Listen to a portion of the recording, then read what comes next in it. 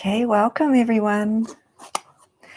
Welcome to the reading of chapter 11, Divine Providence.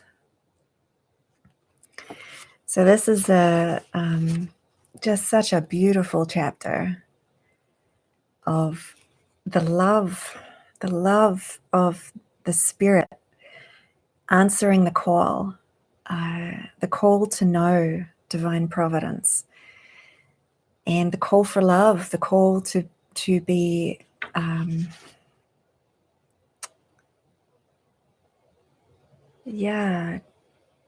healed, helped, supported while going through this healing process, all the way through it. And I love the chapter titles, the section titles there. I Feel the Love, The Mighty Scoop, Bumpity House and Ice Cream Miracles, and More Lessons on Divine Providence. So this is a very an active chapter of really walking through, living through these experiences, and all the way through it, behind it, is an opening to learning and realizing what is Divine Providence. And to know what Divine Providence is you need to know what ownership is, to know what Divine Providence is.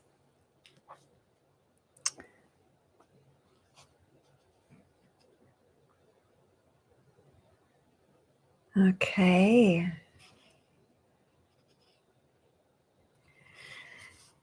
So we'll just take a moment.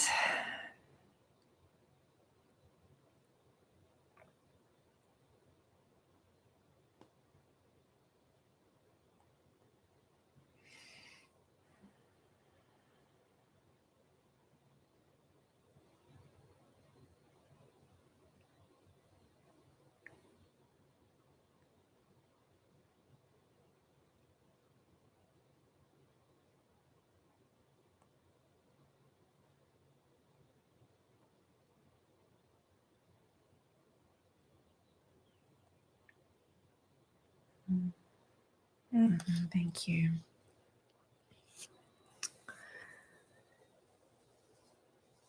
So this is chapter 11, Divine Providence, summer 2005. And we start with a quote from the Course. Trust would settle every problem now.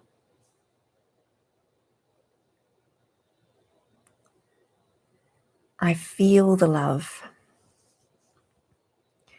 David and I drove north to Wisconsin. The trunk of the car held boxes containing the many CDs and DVDs of David's talks that I had made, as well as a portable stereo system for playing songs at the gatherings.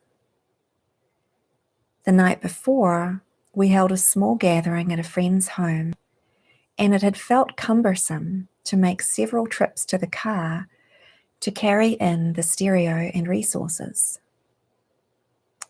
After we'd carried everything inside, it was my role to set up the resource table and stereo, and of course I wanted to greet our hosts. I felt overwhelmed as people arrived early wanting to connect, and I didn't enjoy feeling rushed and unable to be present with new friends right before a gathering.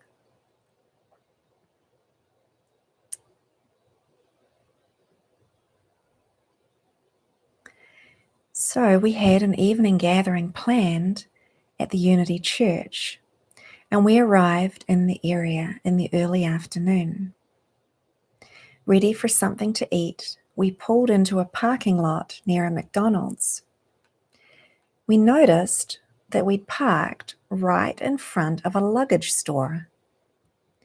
David suddenly lit up, saying, "Perhaps we can find a suitcase to put the resources in." Wow, what a great idea, I thought. We both recognized the sweet, easy feeling of the Spirit's direction and happily walked into the store. A cheerful assistant greeted us, and standing before us were 2 matching carry-on size suitcases with wheels and adjustable handles. They were the only ones of that size in the store, and they were on special. We tested the stereo system from the car, and it was a perfect fit inside one of the suitcases. The other case was the ideal size for a selection of resources for several gatherings. There would be no more carrying multiple cardboard boxes to and from the car. We were thrilled to have been provided with this simple solution. It was so easy. We shared with the shop assistant that what the suitcases were for, and how grateful we were to be provided for so lovingly by the Holy Spirit. She totally agreed and sparkled with us, happy to have been part of the miracle.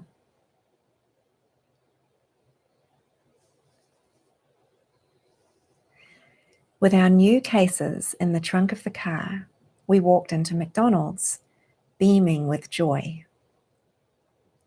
And to our surprise, a voice boomed out across the restaurant as we stepped inside. I feel the love. Oh man, I feel the love. We looked up, and a beautiful, big, beaming man was looking right at us. We grinned at each other and walked over to him, and he shivered as we walked closer. Wow, he said, you 2, what are you doing? Jesus, I feel the love from you. We laughed out loud and had a beautiful encounter with him, reveling in our shared love for Jesus and how amazing this life is. We arrived at the Unity Church in plenty of time to set up for the gathering, and our new cases worked splendidly.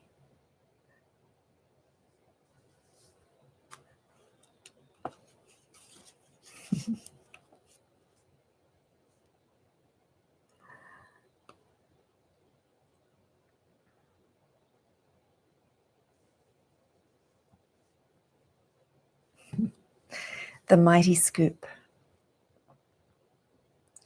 I was thrilled with my function of intuitively choosing a song or 2 to play at the beginning of our gatherings, and one song for the end if there was time. It was also my role to announce the resources table and to speak about donations. That night, David held a beautiful, deep gathering. Towards the closing, I nervously prepared my speech in my mind. Before I could say a word, however, David spoke.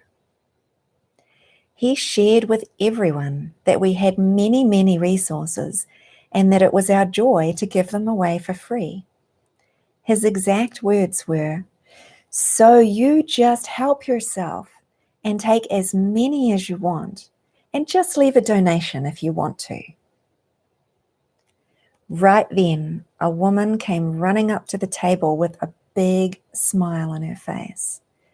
She lowered her hand in the shape of a scoop, similar to that on the front of a bulldozer. And with one movement, she scooped up about 20 CDs. She then whooshed out the door with an ecstatic, "Woohoo, thank you so much." I couldn't believe it. I looked at David and wondered how he could have said such a thing. All of my hard work and not $1 in the basket.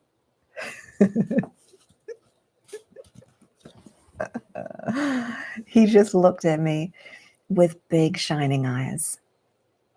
The wisdom of the ages quietly amused behind the whole scene. I made my way over to the table, quietly willing to be shown what it was all for. I could see it. I was being shown how little I knew of divine providence. I could feel the uncertainty each time I was to speak about being supported by donations. All I knew was reciprocity, that you receive something in return for what you give. And if you don't receive, then you don't have. I could tell by the shaky way I talked about being supported by donations that there wasn't a conviction of experience behind my words.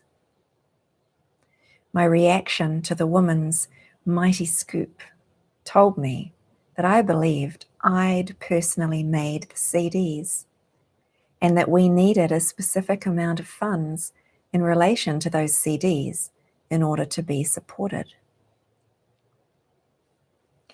Later in prayer, I realized that I expected to see people giving the same amount as if it were a cost, in order for me to know that divine providence was working out.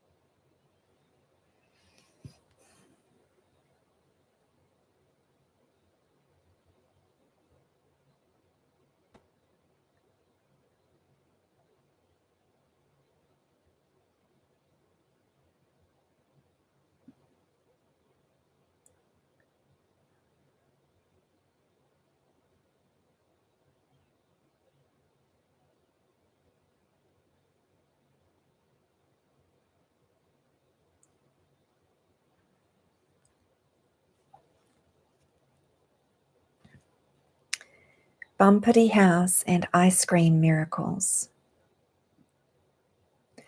We continued on our journey the following day, and it was a full day's drive to reach our friends Bob and Kathy at their home, Bumpity House. As we drove up the Bumpity driveway, Kathy and Bob came outside, climbed on top of a picnic table by the front door, and began singing to welcome us.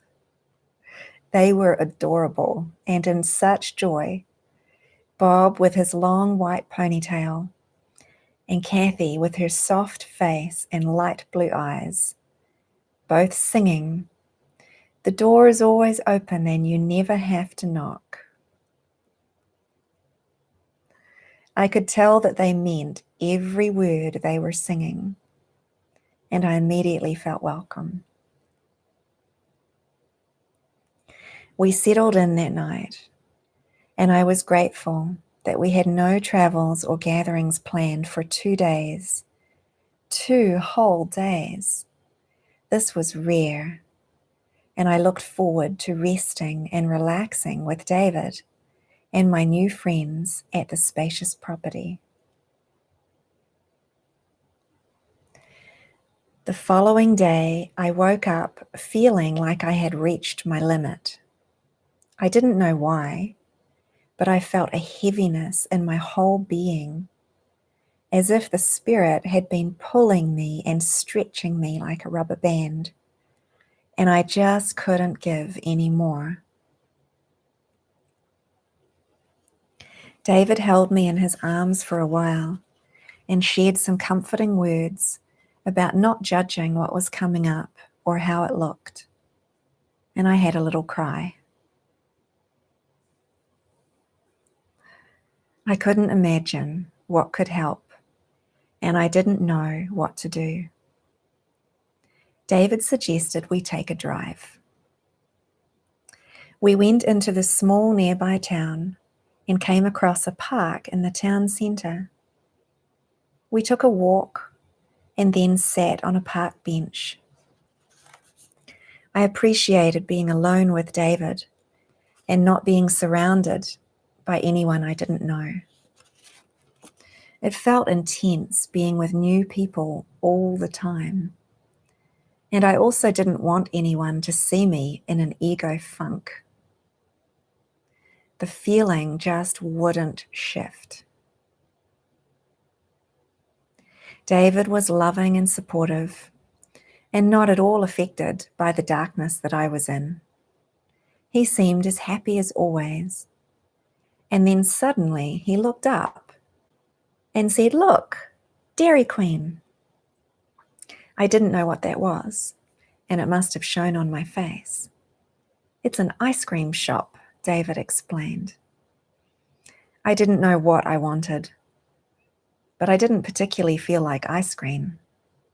"Let's go to Dairy Queen," he said with a smile, as if it were the perfect answer. Feeling hopeless, I obediently stood up, took David's outstretched hand, and walked with him to the shop. As we walked inside, a little man with a pinstriped outfit and matching red and white hat greeted us. David, as if in slow motion, said to him, "Kirsten here is from New Zealand." The little man looked at me and then back at David as he continued. "She has never been to Dairy Queen before. She doesn't even know what Dairy Queen is." As David spoke, the little man stood up straight and lifted his chest, and by the time David had finished, he was starting to sparkle. He looked at me and said, "You've never been to Dairy Queen before? Well, let me tell you what we have." He was so animated and joyful to be able to share all about blizzards, sundaes, and ice cream cones that by the time he was halfway through his list of blizzards, my mood had completely changed. I was healed by the time we had our ice creams and were walking out the door. The joy of seeing him in his function, sharing his heart, was adorable.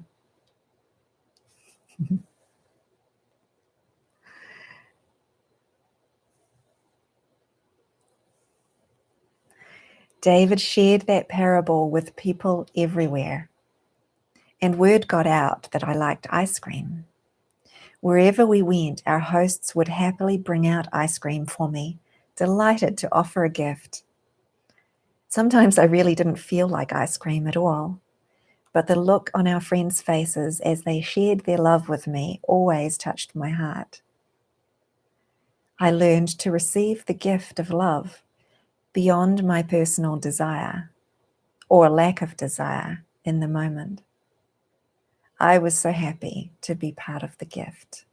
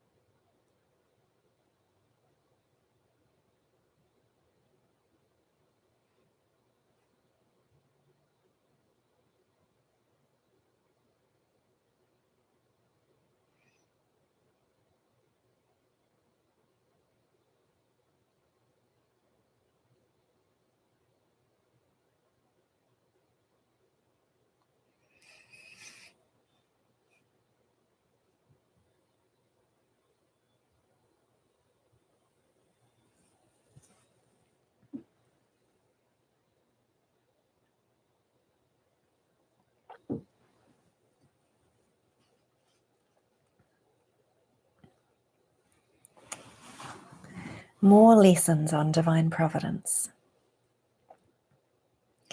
We had 3 days of gatherings planned at Bumpity House, and people came from all around Wisconsin. After the first day, there was nothing in the donations basket. That night, I mentioned it to David. He said, "Oh well, people just give when they feel to." The next day, I found myself constantly watching the empty basket. What kind of a demonstration of divine providence was that? By the end of the second 8-hour day, there was still nothing, not even $1 in the basket. Quite a number of people were staying there at Bob and Kathy's, and they gave their donations for their accommodations. But there was nothing coming towards us for the teachings. That night, I felt anger and resentment arising. I watched the thoughts projected onto all of the participants. They don't understand the value of what we are giving if they're not supporting it. Nobody values the depth. They don't care. They're just taking for free.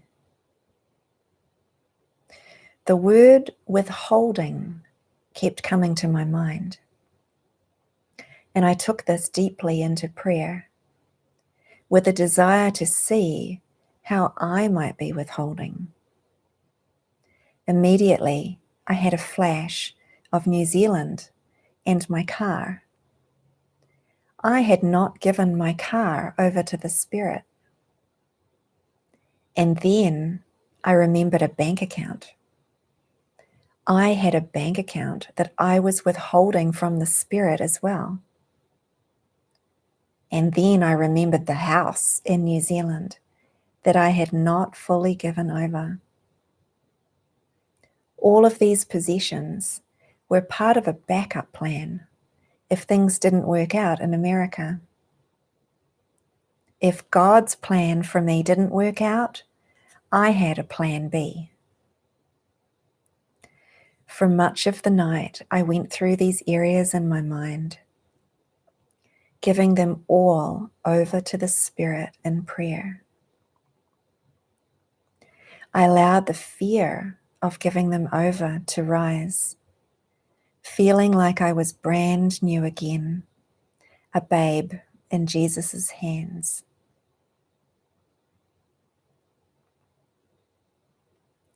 By lunchtime the following day, I noticed that I hadn't looked at the donation basket once. It had completely left my awareness. I had very little to say and was in a humble, quiet space. My mind had shifted from resentment and lack to a deep sense of honor and gratitude. I remembered that everything that was playing out was helping to show me my mind, my beliefs, and what I clearly still needed to let go of. I no longer had a thought in my mind about money. During the final afternoon gathering, when David was speaking about trusting in the Spirit for everything, a participant brought up the topic of funds, saying, "Well, it's okay for you. You have donations, and you go around with people giving you money, filling your car with gas, taking you in and giving you a place to stay. You are totally provided for by everyone else, and you get paid. So how can you say it's about trust?" The empty donation basket was the perfect prop to demonstrate divine providence. David responded by holding up the basket and saying, "There is absolutely no obligation or expectation on anybody to have paid anything. Everything is freely given by the Spirit, provided through those who feel the prompt from the Spirit. It all comes from the Spirit. He continued on with a deeply inspiring, beautiful talk on divine providence and how it all works. And I knew it was all for me. I shone with deep appreciation and felt so in love with everyone for playing their part so perfectly. After the final gathering, everybody was inspired to give, and the basket overflowed.